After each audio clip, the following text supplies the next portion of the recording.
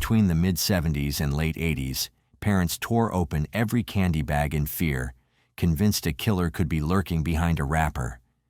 So if you've been in the true crime space for a while, you've probably come across the name the Candyman. Maybe you've seen this photo pop up in old crime forums or documentaries. But since this case goes way back, a lot of people today don't really know the full story or just how twisted it really was. So let's bring it back to the surface, because what started as a fun Halloween night for one family turned into one of the most horrifying crimes in American history.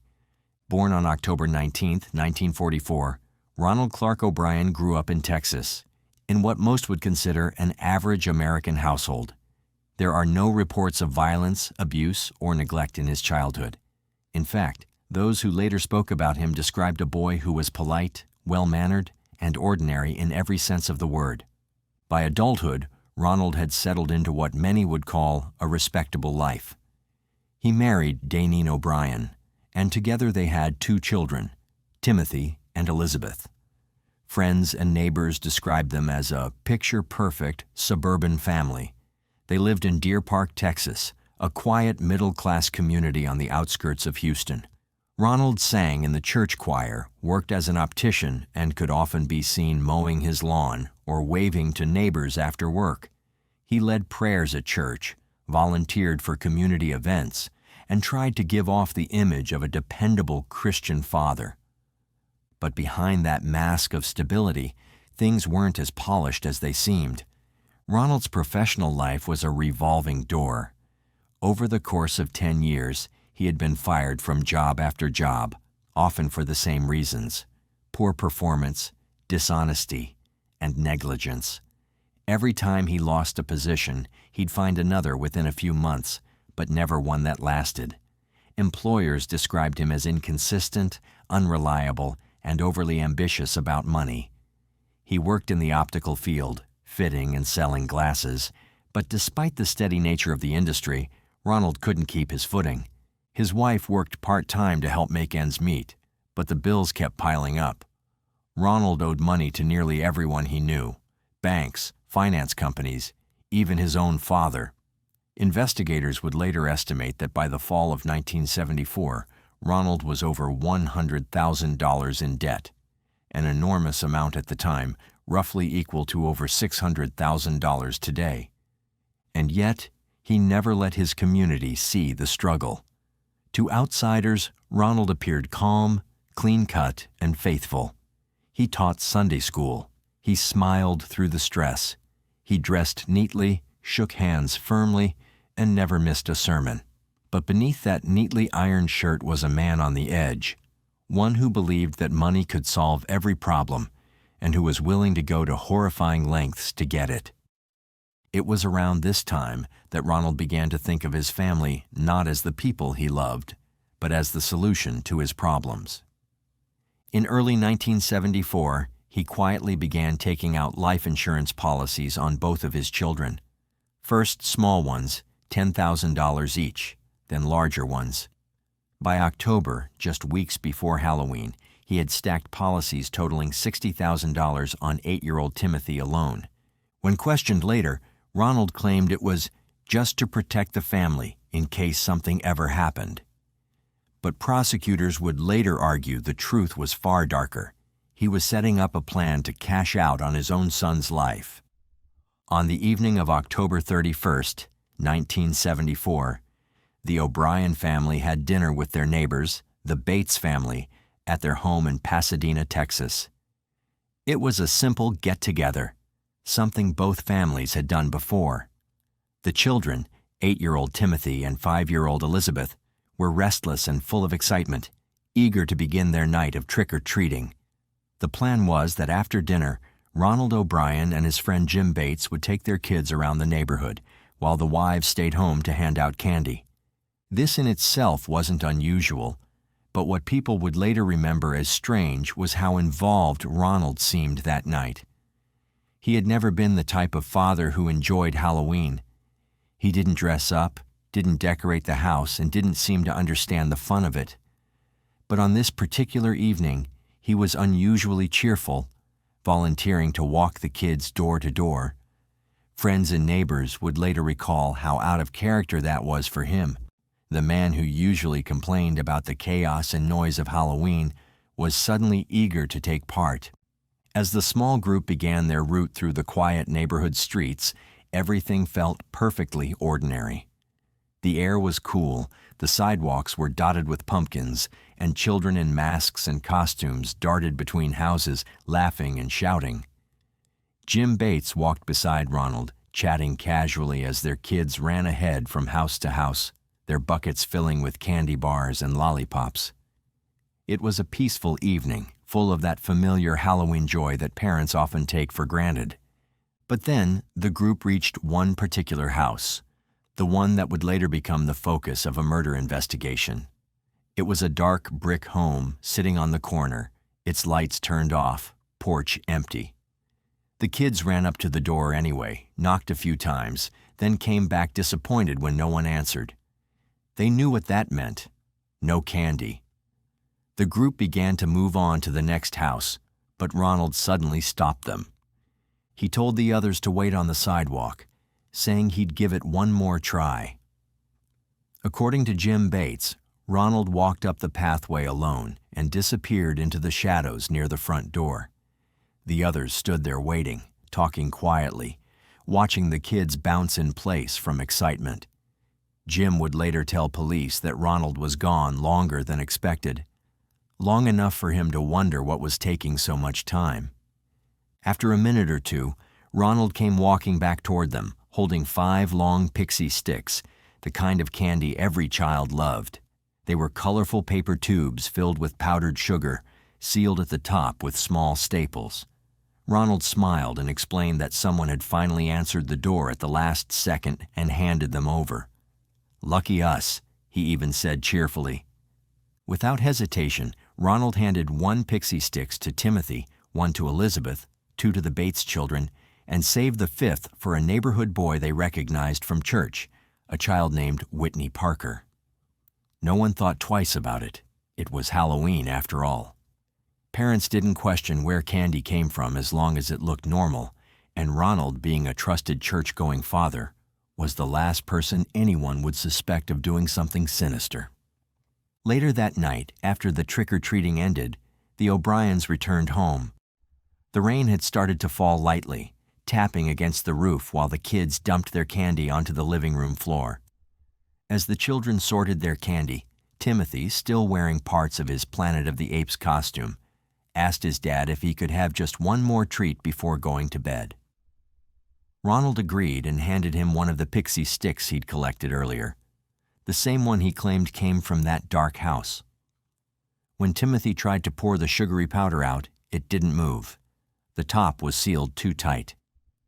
Ronald reached over and helped him tear it open. He even rolled the paper between his fingers to loosen the candy inside. Timothy poured a small amount into his mouth and immediately made a face. "It tastes bitter," he said. Ronald told him to take a sip of Kool-Aid to wash it down.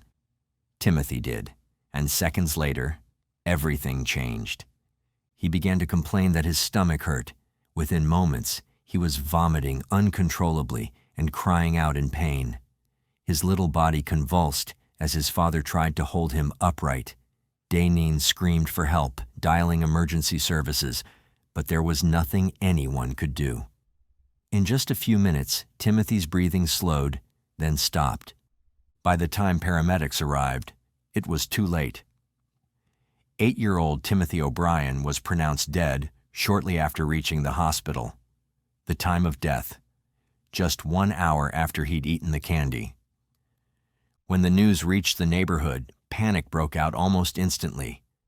Parents tore through their children's candy bags, terrified that more poisoned treats might be hidden inside.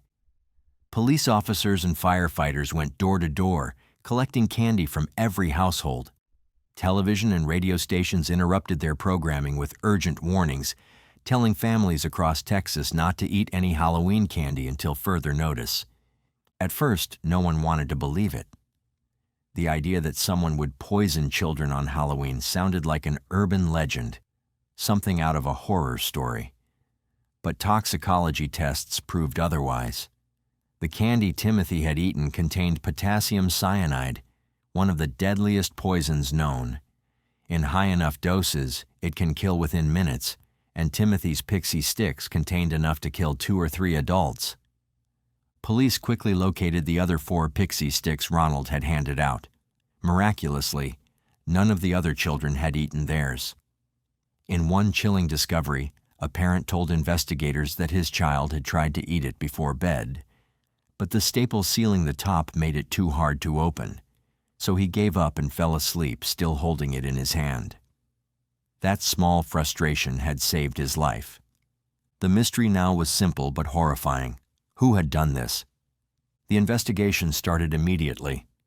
Detectives traced the O'Briens' trick-or-treat route, interviewing every homeowner they'd visited that night. When they reached the house Ronald described, the one with its lights off, they discovered that the homeowner, Courtney Melvin, hadn't even been home. He'd been working a late shift at the airport until 11 that night, and over 200 co-workers confirmed it. That discovery changed everything. Ronald's story didn't add up. When questioned again, his timeline began to fall apart. He couldn't remember the exact order of the houses they'd visited. He gave different answers every time the detectives pressed him. And when police retraced the group's steps, no one else had received pixie sticks from any house that night, except for the ones handed out by Ronald himself. Investigators then began looking into Ronald's personal life. They learned that he was heavily in debt, over $100,000, and had been struggling to keep up with car payments, loans, and missed bills. His car was about to be repossessed. He was behind on the mortgage. Even his church tithes had stopped. On paper, Ronald O'Brien looked like a man drowning in financial ruin. But what really caught detectives' attention were his insurance policies. Ronald had taken out multiple life insurance policies on both of his children earlier that same year, and when investigators pieced together the timeline, it was clear this wasn't a coincidence. The first policy, for $10,000, was purchased in January of 1974. A few months later, he quietly added another policy in the spring. Then, just days before Halloween, he signed up for a third and final policy, also naming himself as the sole beneficiary. All of these policies were payable to Ronald in the event of either child's death. But when investigators compared them to his mounting debts, the motive became painfully clear. Ronald wasn't planning for his children's future. He was planning for a payday. Altogether, the policies totaled around $60,000, an enormous sum in 1974. In today's money, that would be roughly $350,000 to $400,000, enough to wipe out half of his debts. When confronted, Ronald brushed it off, saying it was just good planning. But the timing was impossible to ignore. Investigators also discovered that Ronald had recently gone to a local chemical supply store, asking questions about potassium cyanide, how to buy it, how much it cost, and how to handle it safely. The employee he spoke to confirmed the conversation and remembered Ronald leaving frustrated after learning the smallest quantity available was 5 pounds. At that point, the puzzle pieces clicked together. The candy hadn't come from a stranger's house. It had come from inside Ronald O'Brien's own home. On November 5, 1974, just 5 days after Timothy's funeral, police arrested Ronald Clark O'Brien for capital murder and 4 counts of attempted murder. Officers arrived at his home quietly, but by the time they left, the entire neighborhood knew. The man who had stood in the front row of his church choir and prayed with his family every Sunday was now accused of killing his son for money. When questioned, Ronald denied everything. He claimed that an unknown person must have poisoned the candy and that he too was a victim of circumstance. But the evidence said otherwise. His financial motive was clear. His story about the dark house had fallen apart, and no one else in Pasadena had reported receiving any pixie sticks that year. When the trial of Ronald Clark O'Brien began in May of 1975, the entire nation was watching. The prosecution wasted no time establishing motive. Money. They laid out his financial struggles in brutal detail: past due loans, repossessions, credit card bills, and a car that was days from being seized. They told the jury how he'd taken out multiple life insurance policies on both his children, totaling $60,000, and how he'd called the insurance company the morning after Timothy's death to ask how soon he could collect the payout. That phone call alone changed everything. It proved that Ronald's grief was an act. Next, prosecutors presented evidence showing that Ronald had asked several acquaintances about cyanide weeks before Halloween. One coworker testified that Ronald had asked, "What's the right amount to kill someone?" Another recalled him saying that he'd heard cyanide worked quickly and was untraceable in small doses. Then came the forensic evidence. The pixie sticks found in Timothy's possession were tested and confirmed to contain potassium cyanide. Experts explained that the top 2 inches of candy had been removed and replaced with the poison, then resealed using staples, the same type Ronald's office used at his job as an optician. Every piece of the puzzle pointed in one direction. Investigators even located an insurance agent who testified that Ronald had purchased the final policy on Timothy just days before Halloween, and that he seemed oddly cheerful during the process. And if that weren't enough, prosecutors revealed that Ronald had visited a chemical supply store asking to buy cyanide. The store clerk remembered his face, and his frustration when told the smallest amount sold was 5 pounds. Ronald's defense team tried to build a cloud of doubt. They argued that there might have been an unknown person in the neighborhood who slipped poison into candy handed out that night. They pointed out how widespread the Halloween panic had become and suggested Ronald was simply a scapegoat, an unlucky father who happened to be in the wrong place at the wrong time. They leaned heavily on the idea that the police had rushed to judgment, that maybe, just maybe, the real killer was still out there. But the problem with their theory was simple. No one else in the entire neighborhood had received a poisoned pixie sticks. Not one other piece of candy was found to contain cyanide, only the ones distributed by Ronald himself. When asked on the stand to explain that coincidence, Ronald said calmly, "I don't know how it happened." His lack of emotion stunned the courtroom. At one point, a juror later said that watching him testify was like listening to a man reading from a script. After hearing weeks of testimony, the jury deliberated for just 46 minutes. It was one of the fastest deliberations in Texas history.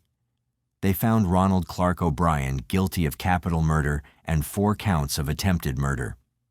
The judge then addressed the courtroom and sentenced him to death by lethal injection. The crowd inside erupted in quiet applause, something rarely seen in court. Even some jurors wept when the verdict was read, not from sympathy for Ronald, but for what Timothy had suffered. Ronald's wife, Daneen, immediately filed for divorce and moved away with their daughter, Elizabeth, refusing to ever speak to him again. She told reporters that she never suspected a thing, that she truly believed her husband was a good man until the moment police knocked on their door. Outside the courthouse, reporters swarmed as the prosecutor said, "He used his own child to stage a crime." There's no darker evil than that. Over the next decade, Ronald's attorneys filed numerous appeals. Each one was denied. He claimed innocence until the end, repeating the same story, that an unknown stranger must have poisoned the candy. But every appeal court upheld his conviction, calling the evidence overwhelming and decisive. During his time on death row, Ronald was said to be a model inmate.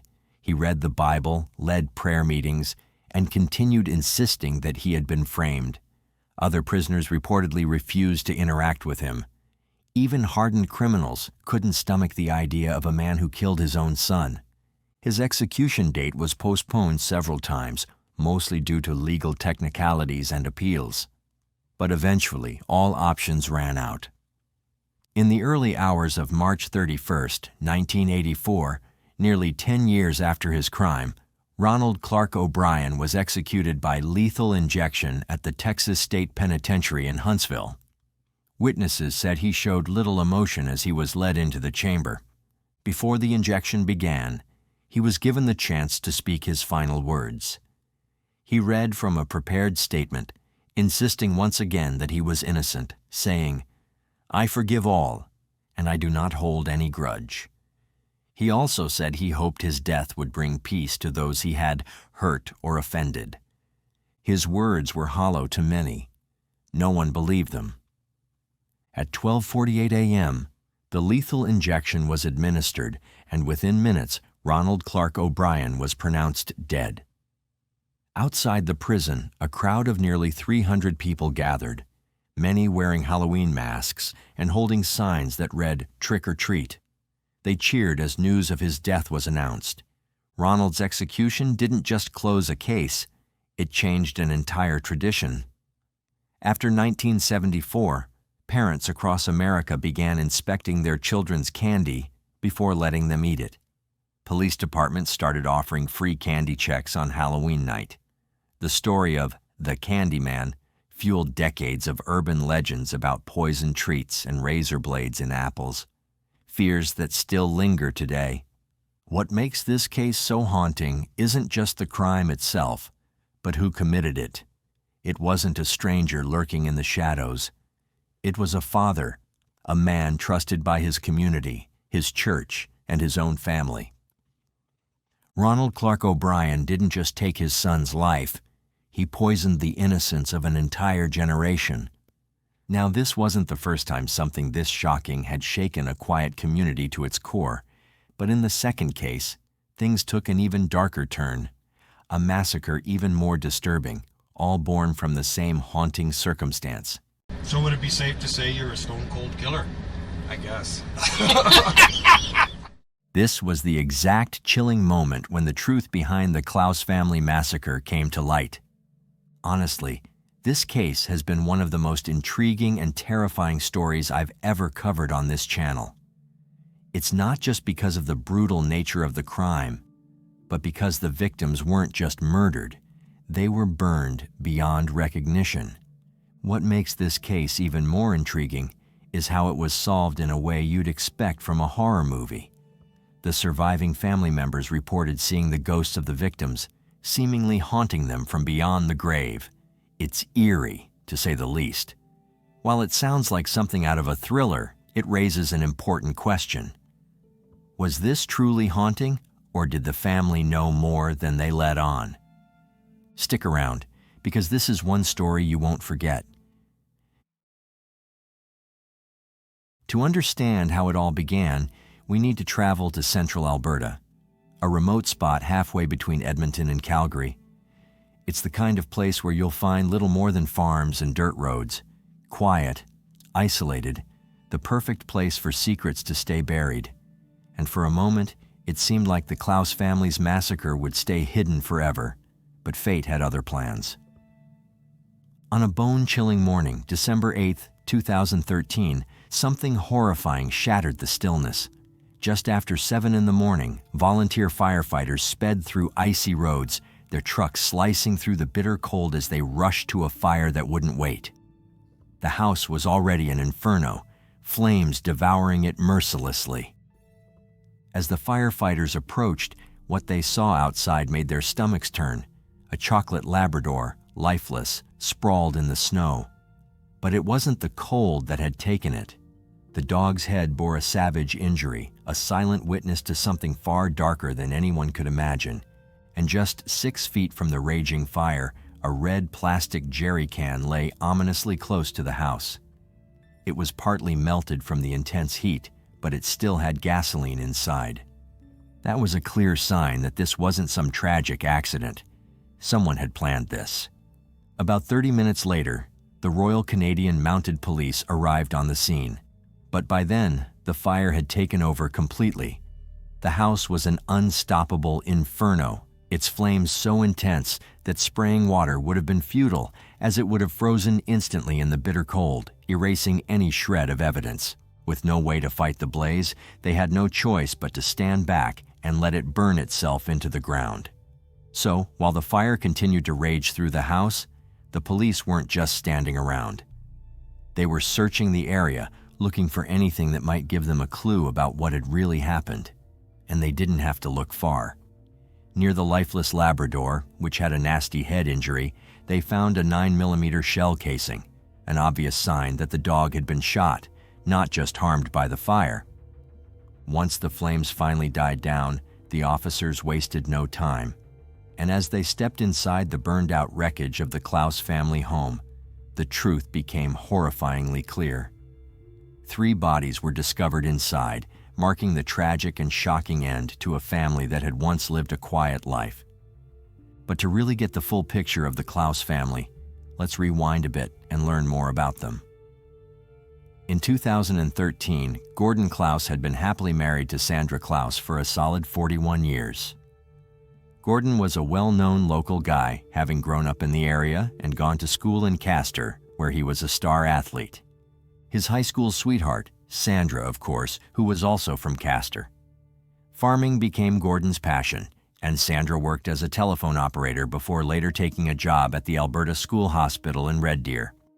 Back in 1971, the couple welcomed their first child, a daughter named Lisa.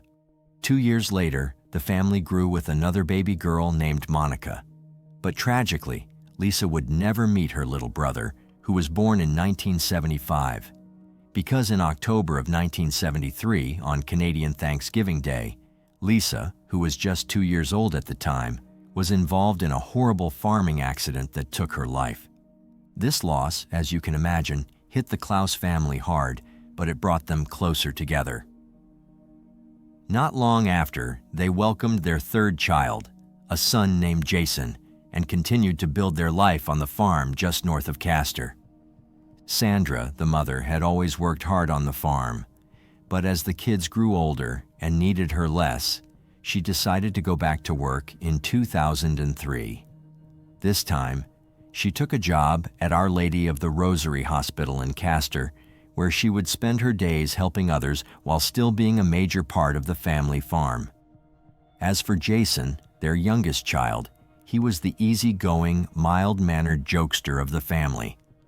Anyone who knew him would say he was the one who could always bring a smile to your face. He was the kind of guy who just loved to enjoy life. Meanwhile, his older sister, the second sister after Lisa, also went to school in Castor.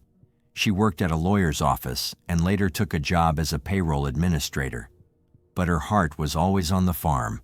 On weekends, she'd lend a hand around the place, go hunting with Jason, and just live life to the fullest. She never married or had kids, and neither did Jason. By the time they were both well into their 30s, Jason and his sister were still living the single life, never rushing into marriage. Jason worked full-time on the farm alongside his dad, but there was no regular paycheck. Instead, his father would give him a little bit of cash now and then, just enough for some beers or a fun night out. Additionally, Jason lived on the same property as his parents, but in a trailer just a few minutes away from the main house. He had his own private driveway, giving him the freedom to host parties and enjoy his time with friends. Once the fun was over, he'd head over to work with his dad, always just a short drive away. Then, on the morning of December 8, 2013, disaster struck. A fire broke out at the Klouse family home. A neighbor, seeing the smoke and flames, immediately called the fire department. Around 7:15 a.m., the fire department called Jason to let him know the devastating news. His parents' house was gone. The home that had been a part of their family for years was reduced to nothing but ashes. When Jason arrived at the scene, he was totally overwhelmed with grief. He was so distressed that emergency responders had to physically hold him back from rushing into the flames. He immediately told them that his parents, Gordon and Sandra, as well as Monica, were inside the burning house. Right from the start, it was clear this wasn't just a freak accident. There were signs of gasoline, which made everyone suspicious. While they didn't label it a homicide right away, it was obvious the situation was more serious, and the forensic team quickly arrived to dig deeper. By the way, I post true crime and new cases here every day. So if that sounds like your kind of thing, please consider subscribing. It helps a lot. Now, The discovery of the bodies was absolutely heartbreaking. They found Gordon and Monica, but Sandra's body was nowhere to be found. Sadly, she was presumed to have been completely consumed by the fire's intense heat. To make things even worse, the family dog, aside from the Labrador found outside, was also missing and presumed gone. As you can imagine, this was absolutely terrifying for anyone who knew the Klouse family, and it's clear that this was no accident. So the question is, did they have any known enemies? 2 days after the fire, on December 10th, Jason was brought in for questioning. The authorities asked him if there were any enemies of the family who might have wanted to cause harm. Still in complete shock, Jason said there was no one that he knew of who would want to hurt them. However, he did mention something interesting. He brought up a mounted deer head that had been in the house, claiming it was the only truly valuable thing inside. He suggested that his family might have been killed in a robbery that went horribly wrong. It turned out that 6 years earlier, Jason had shot a massive white-tailed deer in Coronation, which was about 25 minutes away. According to him, the mounted deer head was worth a jaw-dropping $200,000. Now, many people find this hard to believe. A quick Google search revealed that this seemed like a wildly inflated price for a deer head. But that was Jason's story, and he stuck to it. Jason insisted that the only reason anyone would break into their house was to steal the prized deer head. He described it as one of the biggest and most impressive mounts around, not far from breaking a world record. But the more people thought about it, the more it seemed suspicious. The fire had destroyed everything. Would the deer head have burned too? And if it had been stolen, would there be any evidence left behind? As the investigation moved forward, Jason's emotions seemed to shift from deep grief to frustration and anger. He grew upset with the RCMP, feeling they weren't moving fast enough on the case. When they told him they hadn't found his mother Sandra, he lost his temper. He accused the police of lying to him and angrily lashed out at them, using harsh words in his fury. Then came a chilling twist. Gordon's car was missing from the scene. 3 days later, the police found it on the other side of Castor. What made things even stranger was that Jason seemed to know about the missing car before anyone else did, and it doesn't stop there. The police hadn't told Jason about the shell casing found near the Labrador dog, yet somehow he knew about it. As the news of the fire spread, Jason always had an explanation for how he knew so much. When people asked how he could possibly know these details, he answered in an almost unsettling way. He casually mentioned things like ghosts and cold spots, suggesting he had some strange, otherworldly insight into what had happened. He told 4 different people, 3 were family members, and 1 was an arson investigator for insurance, that he had seen ghosts. And not just any ghosts. These spirits supposedly told him what happened the night of the fire. But here's the thing. Every time he told the story, it was different. Not once did he give the same account. One moment, he saw his sister Monica as a ghost. The next, it was a couple of other spirits, but Monica was always involved somehow. And, well, she didn't exactly have a peaceful chat with him. She was apparently kind of upset. No matter what, the stories were always changing, which is usually a big red flag when it comes to truth-telling. Now, Jason's version of events got even stranger. He said that when he arrived at the scene of the fire, he saw spirits standing at the edge of the driveway. According to him, these spirits told him they knew who the killer was, but they also said he shouldn't talk to the police about it. They wanted him to focus on the farm. They explained that the killer had shot everyone in the head before setting the house on fire. The victims were already dead before the fire started. Jason even said the killer had used a 9mm handgun and had thrown it into a river. But wait, it gets even more bizarre. The ghosts, in their infinite wisdom, apparently gave him a description of the killer. They told him it was someone younger than Jason, with a beard, living in Castor. This person was allegedly known to the Klouse family and had mental health issues. Jason's story was as odd as it sounds. When asked if this guy had come with the intention to kill his family, he said that the killer had a gun, but it wasn't one from their house, it was his own gun. He thought the killer went there just to make sure he'd get away with it. But then, as if things couldn't get any weirder, Jason's account of what happened that night started to change too. Sometimes he was at the bar, other times he was with friends, and sometimes he was just being a clean farm boy, despite the fact that he didn't seem to stay out of trouble. People in Castor didn't exactly buy all of it, especially when he was telling different versions of the story. Now, as for who could have actually done this, Jason's theory was a bit far-fetched. He suggested it might have been a hunter wanting to steal that prized $200,000 deer head from his family's house. At least, that's what he believed. However, the ghost stories Jason told ended up leading to a breakthrough for the police. The descriptions Jason gave pointed to a man named Josh Frank, a welder from Castor, who had known him for most of his life. Josh was questioned, but denied any involvement. Unfortunately for the authorities, he wasn't as suspicious as it seemed. Unlike Jason, Josh passed a polygraph test, leaving the police with no solid evidence linking him to the crime. As rumors and stories about Jason spread, however, suspicion grew around him, making him an even more likely suspect in his own family's murder. Jason's actions only fueled the suspicion when he refused to take a polygraph test. When asked directly if he had killed his family members, his response was telling. Did you kill Gord, Sandy, Monica Klouse? No, I did not. And I would gladly take a lie detector test, and I did not kill them. I did not start the fire. I don't know how they got killed or murdered or anything else.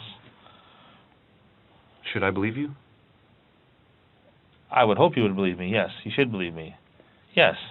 And for someone to accuse me of that, it doesn't make me mad. It doesn't make me sad. It hurts. It really, no. And the reporter asked me that too, and no. Despite his emotional response, the police weren't convinced, and they needed more. So they brought in something more intense, a tactic called Mr. Big. This involved a group of individuals who would approach Jason with an offer, store some things on his family's farm in exchange for a hefty payment. The goal was to see if Jason would reveal anything under pressure or possibly confess. Now, Mr. Big became a key player in the investigation. Jason met him in April 2014, just 4 months after his family was murdered. Jason and this so-called Mr. Big, who was actually an undercover cop, started hanging out at strip clubs and bars, quickly becoming new friends. Jason even joined him in some shady activities like protection rackets and assaults. But of course, all of this was part of the police's master plan to make it seem like Jason was dealing with real, dangerous criminals, something straight out of The Sopranos. So, Jason, who was thrilled to have new, cool friends, didn't realize that everything was being set up to expose him. And at some point, Mr. Big spun Jason a wild tale. He had an uncle on his deathbed, a man so close to the end that he was willing to take the fall for a triple murder he didn't commit, just to make sure his granddaughter would get some money. The deal was this: Jason would spill the truth to his uncle, and in return, the uncle would confess to murdering the Klouse family. Jason's secret would be safe, and the family would be compensated. Jason, clearly not thinking things through, told Mr. Big exactly what went down that fateful night. He admitted that he had helped plan the murder, but didn't actually pull the trigger. According to Jason, the one who actually killed his family was none other than Josh Frank, the same guy who passed the polygraph test earlier, making him seem innocent. So Jason invited Josh to meet his new friends, who were really Mr. Big and his associates. He painted the whole thing as a chance to do someone a favor. Mr. Big's uncle was dying, and his granddaughter could really use some extra cash, so it seemed like a win-win. Jason downplayed the seriousness of the situation, making it sound like just helping out a family in need. But little did Josh know, this meeting would be the exact moment they'd end up confessing to the brutal murders. Yeah, okay. Just Todd, right? Todd, yes, Okay. yes. Perfect. Okay, and you can, if you don't like anything I'm asking you, there's the door handle. You can buck off anytime. And I got a question I am dying to ask you after what what he told me, okay? Okay. And I'll tell you when it's coming because you're going to die laughing when it's coming, okay? Okay. The deal is mom, pop, sister gone. Yeah. Tell me about it. Well, went into the house. No, start back how it came about so I can get Okay. it through to Matt. Because I'll explain to you after. But there's a reason for my asking, like, to start right at the very beginning. Yeah. Because You just want to know everything. I'll put it this way: if I said to you that Goldilocks woke up and the bed wasn't right and she ran out, you'd go, "What the fuck are you talking about?" Yeah. But if I started the story at the beginning of her walking through the woods, then I can relay that to Uncle. Yeah. That's how it goes. Okay. Okay. So this whole thing happened in February December. December. You're right. Do you remember the date? December 8th. He proposed this to me to go in and take out the family. How did he say it to you? He said that he was he had been writing some checks on the farm in California, his dad's signature, and he was looking into buying some cattle. So he was going to be uncovered right away and cut out of everything on the farm. So he kind of they had to go away. After he proposed this to me, he said, "But if you back out, be watching over your back because there might be a bullet coming your way." Did you think he was serious? You never know. You never know. Did you take it as an actual threat from him? No, I didn't take it as an actual, like, I'm gonna do this. It's just, yeah, it's always a possibility. Yeah. So I went in, let the dog out, went into mom and dad's room, took care of them, sister's room, and I went back and did all three again just to make sure. Flipped the light on. You flipped the light on? Oh, yeah. I didn't want to miss. Yeah. You didn't want to. Did anybody wake up? Monica, after the first two shots, but she didn't even have time to get out of bed because it was boom boom. And I didn't want them to know what hit him. Like, Wow. I'm not a fucking animal. No. Well, I guess I kind of am now. Found the avgas in the garage where he told me it would be. Started the fire. Had to shoot the dog because the dog was coming at me when I lit the fire. In hindsight, I probably should have thrown it into the house, but it's 50 or 20/20 hindsight, right? Mm. So at this point, I had the truck running, and then I just locked out my same tracks into the truck. Met Jason, got dropped off. Yeah. And, Okay, you ready for my question? Yeah. How did you pass the lie detector test? Well, I figured out that the fidget butt pad that you sit on, when you took, as they ask you 10 questions, 2 of them are truth, 3 of them are predetermined that you're going to lie to these questions, and then a couple of them are about the case. So they'd ask you your 2 truth questions, the case questions, and then the questions that you're supposed to lie to them to. And I just gave an extra fidget with my ass on the butt pad. It's a fight or flight response, the guy told me. When your body goes to lie, it's a natural thing. How did you learn this? I just figured it out while I was sitting there. Really? Yeah. And then how did you light it up? I had a torch lighter. I've still got the lighter, actually. Yeah. Where's it at? It's in my truck. I've got it here. Do you? Do you understand how I can help you? Like, you understand? And I've never asked you for nothing. Nope. I'm not making you any promises. Yeah. What made you want to talk? Like, just talk to me freely like this? Well, if you're trying to help Jane, if it helps Jane, it helps me. Okay. Have you ever killed anybody else in your life? Nope. Never? Never. You got balls of steel, my friend. Thank you, sir. If you were in Jason and Josh's shoes, you'd probably start to get a feeling that Mr. Big wasn't just some guy asking questions casually. The way he was talking, it was clear as day he wasn't your average friend. He was a cop. Unfortunately, Jason and Josh were too clueless to catch on, and they didn't realize just how much trouble they were in. And this was the moment when the truth finally came to light. Jason and Josh, after all the lies and hiding, finally broke down and confessed to the police about the triple murder. So, what really happened that night? Well, before the killings, Jason had been forging his dad's signature on checks, and he was getting dangerously close to being exposed. The night before the murders, he and Josh had been out drinking and doing drugs, and that's when they hatched their plan. and their goal was to break into the Klouse family home, steal the deer head, and take Gordon's truck. But things quickly spiraled out of control when someone inside the house woke up.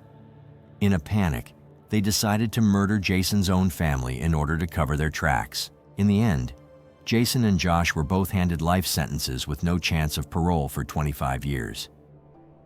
While this won't bring Monica, Sandra, or Gordon back, at least justice was finally served. The Klouse family can take some comfort knowing these two idiots are behind bars. The judge didn't go easy on them, but he did leave a tiny sliver of hope for redemption, mentioning that parole might be possible after 25 years. But let's be real, people convicted of multiple murders rarely see parole that soon. So, what do you think? Do you believe Jason was just plain dumb, blinded by greed, and that's why he turned on his own family? Or is there something deeper going on in that house that we're not seeing? And here's another mystery. Why was Sandra, the mother's body, never found? I'm really curious to hear your thoughts on that.